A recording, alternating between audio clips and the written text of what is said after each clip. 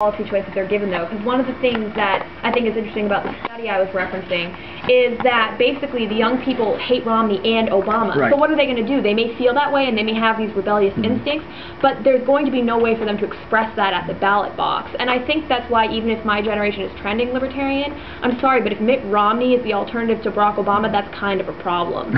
And I'm hopeful, you know, one of the things I do in politics is work in primaries to elect more libertarian-leaning Republicans. That is basically my life's work. And so I'm hopeful that we can change that, but right now, the policy and, you know, political options offered to my generation in particular are not favorable. So do you think that the Democratic Party can be prepared to be the choice party in the true sense? Setting aboltion aside, he needs the mic. Yeah, oh, sorry. Are they going to be the providers for the model these people live on, or are they going to, as they uphold the dinosaur of the government-run school, government-run hospital, government-run post office?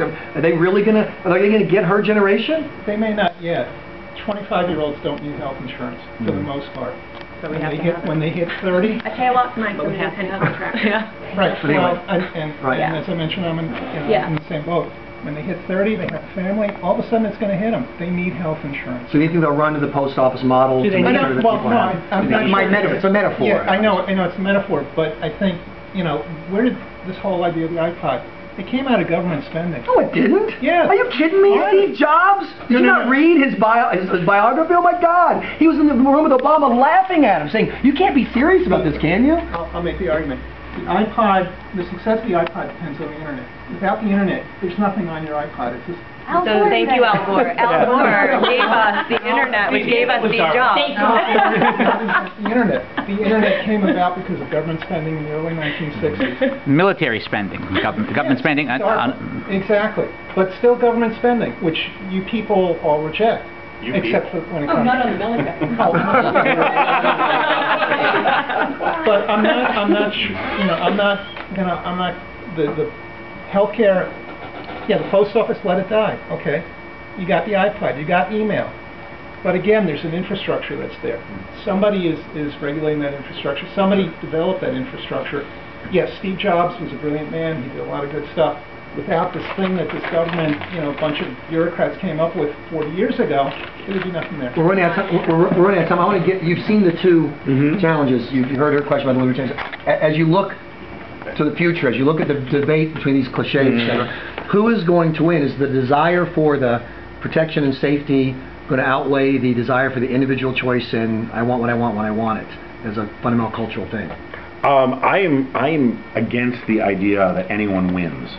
I'm serious about this. I mean, I'm sort of a cheer up, the worst is yet to come kind of guy.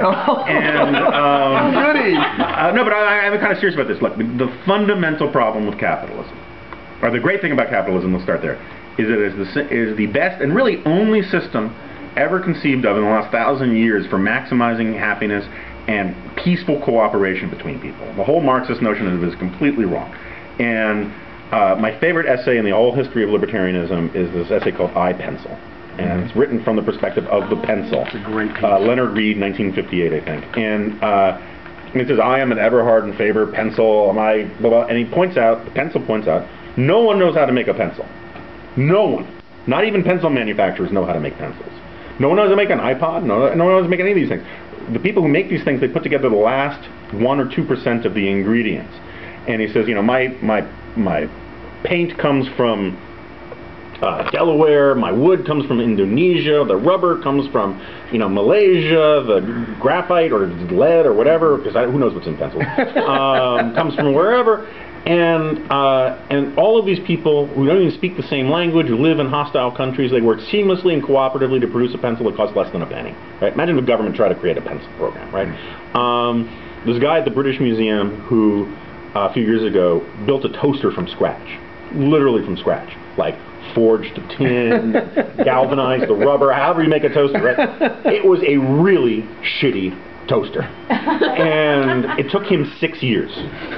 Now, so that's the beauty of capitalism, is that it is the greatest and really only successful anti-poverty program in the world.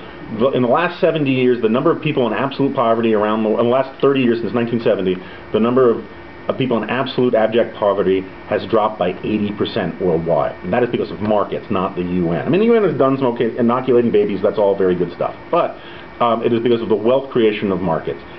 The problem with it is that markets are so efficient, they're so good at this cooperation, they don't feel like it.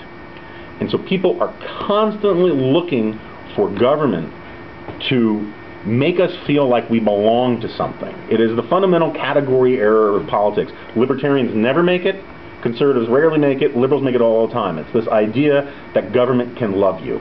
The government can fill up the hole in your soul, that it can be your church or your synagogue or your community. Government isn't those things. Deval Patrick and Barack Obama love to say government is just another word for all those things that we do together, which is absolute friggin' nonsense. I got a great example. I do this radio show in Ireland, and they tweet, and this guy tweets, "Here comes Michael Graham, that libertarian. He doesn't believe in society at all." And I tweeted back, "This is our difference. I believe in society, not government. You don't believe there can be a society without a government." He sees, as a good European socialist, government is the society, and it's ridiculous. What is ridiculous, too, is we have to wrap this up for video, but we can hang out and eat lunch here. But I do want to give a thank you to Jonah Goldberg.